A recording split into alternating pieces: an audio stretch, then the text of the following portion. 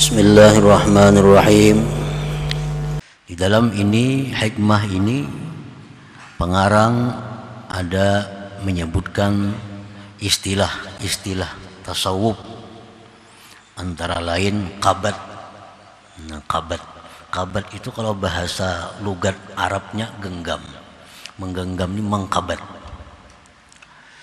Ada istilah tasawuf di sini basat.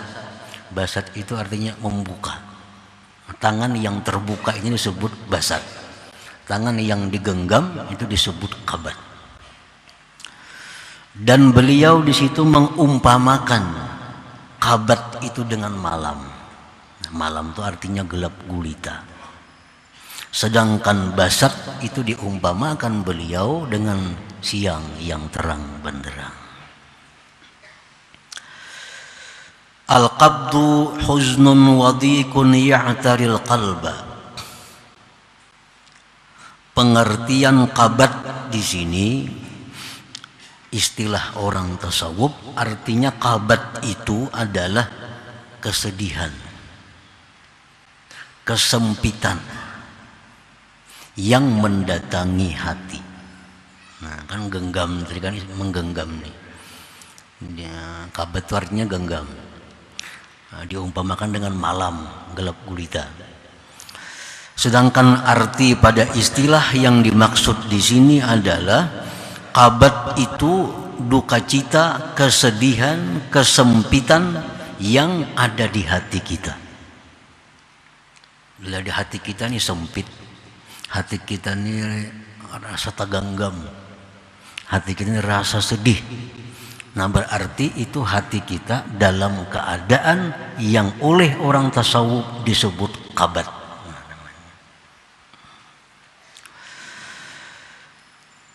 Kenapa datangnya kesedihan, kesempitan itu di dalam hati tadi? Imma ada kalanya datang bisa babi fawati margub, dengan sebab keluputan yang digemari. Sebab kehilangan yang disukai, baik itu perkara duniawi atau perkara akhirat. Orang yang hartanya berkurang, hartanya berkurang. Nah, ini orang bisa hatinya menjadi qabat, menjadi sedih, menjadi sempit. Orang yang menghendaki salat tahajud di malam hari, tahu-tahu bangunan orang sudah sembahyang subuh. Nah, kepingin tahajud malam, sekali bangun jam 6, maka hatinya sedih. Nah, ini qabat. Qabat.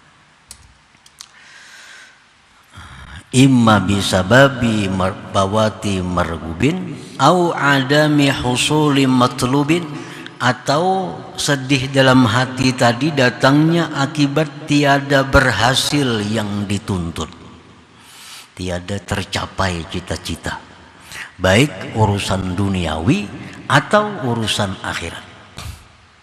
Urusan dunia dia menargetkan hari ini, minggu ini mesti dapat duit 1 juta rupiah.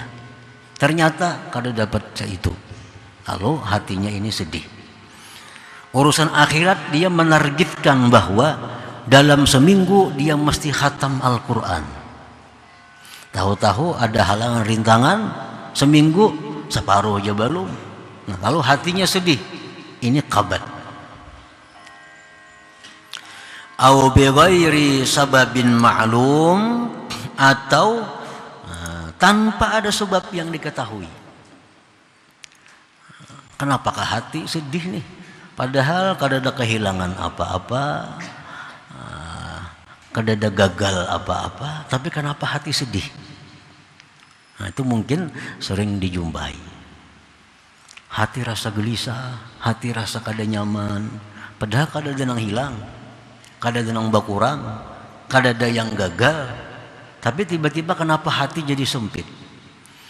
Nah, itu adalah bighairi sabab, tanpa ada sebab maklum yang kita ketahui.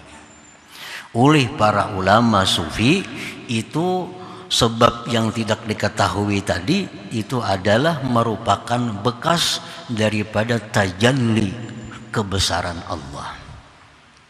Nah, ini Allah menampakkan sifat keperkasaannya. Kalau masuk ke dalam hati kita, nah, otomatis hati kita jadi takutan, hati kita jadi sedih. Padahal secara zahir kan ada sebab yang membuat hati sedih. Nah, itu tanpa ada sebab yang diketahui. Nah, para muhibbin rahimakumullah.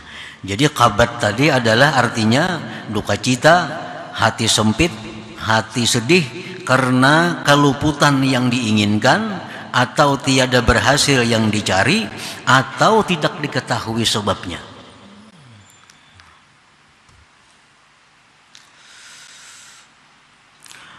Wal bastu, sedangkan basat. Basat itu artinya farahun wa nsyirah ya'taril qalba imma bisababi husuli matlub aw indifa'i makruhin aw bighairi sababin ma'lum. Basat itu artinya kegembiraan, keterbukaan, kelapangan yang datang ke dalam hati, ada kalanya dengan sebab berhasil yang dicari, atau terhindar dari yang tidak diingini, atau tanpa ada sebab yang diketahui. Kan apakah hati bukan pina lapang, pina nyaman, padahal kan ada sesuatu yang datang apa-apa. Nah, itu hati kita dalam keadaan basat, tanpa ada sebab yang kita ketahui. Kalau kita berhasil mencapai sesuatu, lalu hati kita senang, itu ada sebab. Kita mestinya kena musibah, lalu selamat, hati kita senang, itu ada sebab. Tapi ada orang hati senang tanpa ada sebab yang diketahuinya. Nah, jadi basat ini pun ada 3 juga. Ada sebabnya berhasil yang dicari, terhindar dari yang dibenci, atau tidak ada sebab yang diketahui. Nah, para muhibbin rahimakumullah. Idza kunta ayyuhal murid fi halil qabdi, apabila engkau wahai seorang murid berada dalam keadaan qabd. Nah, kita berada dalam keadaan sempit hati. Kita berada dalam keadaan sedih hati. Baik karena apa? Karena apa? Pokoknya hati sedih.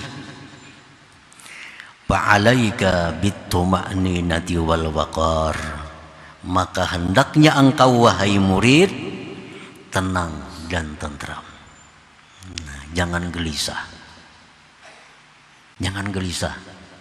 Bila hati ini sedih, hati ini sempit, jangan gelisah. Jangan gelisah. Tenang, tenang. Diam artinya diam. Warruju' ilallah subhanahu wa ta'ala, dan kembali kepada Allah. Kembali kepada Allah. Waktu hati kita sempit tadi, waktu hati kita susah tadi, karena masalah apa misalnya hati kita susah, sedih, kembali kepada Allah. Memperbanyak zikir, memperbanyak tasbih Nabi Yunus, la ilaha illa anta subhanaka inni kuntu minaz zalimin. Seperti doa Nabi Yunus. Nabi Yunus itu di dalam perut ikan, di dalam laut, dalam perut iwak ini, di dalam laut pula. Bagaimana kabatnya hati beliau saat, bagaimana sedih, sempitnya hati beliau. Tapi beliau tenang di dalam perut itu, tenang dan kembali kepada Allah dengan memperbanyak la ilaha illa anta subhanaka inni kuntu minaz zalimin. La ilaha illa anta subhanaka inni kuntu minaz zalimin.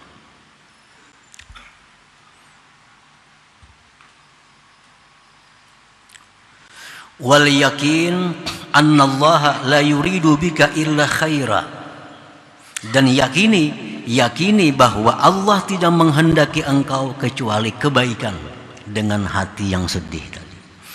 Yakini itu, yakini bahwa Allah menghendaki baik dengan keadaan yang susah ini. Wala taltafit ilal basti, dan jangan engkau menoleh kepada kegembiraan. Artinya jangan hendak mencari kegembiraan baik kepada Allah apalagi kepada makhluk Allah. Kalau Allah sedang memperbuat sesuatu kepada kita yang menyebabkan hati kita sedih, kita diam, tenang, banyak zikir, tasbih tadi. Yakini bahwa ini pasti ada kebaikan yang akan diberikan Allah kepadaku. Jangan minta hilangkan kesedihan itu. Jangan minta bukakan kesempitan itu. Kenapa sebabnya? Jangan minta dilapangkan, jangan minta dibukakan, karena pada waktu itu, pada waktu sempit itu, kita bisa mendapat sesuatu faidah yang tidak kita dapati pada waktu kita senang. Nah, rubbama afadaka fi lailil qabdi ma lam tastafidhu bi isyraqin nahar pasti. Mungkin di waktu kita sedih itu kita akan banyak mendapat sesuatu yang tidak kita dapatkan pada waktu kita senang. Tunggu sampai kena Allah yang memindahkan keadaan kita kepada keadaan senang itu. Perbanyak zikir, perbanyak salawat. Jangan minta pindahkan keadaan kepada keadaan senang. Karena kita yakin bahwa ini Allah akan memberikan kebaikan yang banyak kepada kita. Itu lebih baik daripada kita minta kepada Allah dilapangkan. Berzikir aja. Baca Quran kah, berzikir kah? Karena Nabi kita telah menyatakan bahwa orang yang berzikir kepada Allah, orang yang membaca Al-Quran, itu akan diberi oleh Allah lebih daripada orang yang minta kepada Allah. Dalam kesusahan nih, ya Allah lapangkanlah hambamu, itu doa. Ini kada berdoa dalam keadaan susah, berzikir dibanyakinya la ilaha illallah atau Allah, baca Quran, Allah akan beri orang ini lebih daripada orang yang minta. Lebih daripada orang yang lebih abdal daripada orang yang minta-minta kepada Allah Subhanahu wa ta'ala. Jadi bila dalam keadaan sedih, dalam keadaan sempit, diam ya. Jangan kujuk-kujuk ke sana kemari mencari ketenangan, jangan. Berdiam ya di kamar, diam ya di rumah, diam di rumah. Nah, kembali kepada Allah, banyak zikir, banyak salawat. Yakini bahwa Allah pasti menghendaki kebaikan dengan yang demikian. Dan kada perlu minta kepada Allah untuk dilapangkan. Kada perlu, cukup dengan zikir lebih daripada doa. Lebih daripada doa. Nah itu waktu kita berada dalam keadaan kabat tadi. Makanya diumpamakan tadi kabat itu dengan malam yang gelap gulita. Orang bila malam tuh gelap gulita gak gana di rumahnya. Kalau tuh mau lah kasih kamari. Malam gelap gulita. Kada ada lampu, kada ada bulan. Diam di rumah. Nah waktu kabat itu pun diam.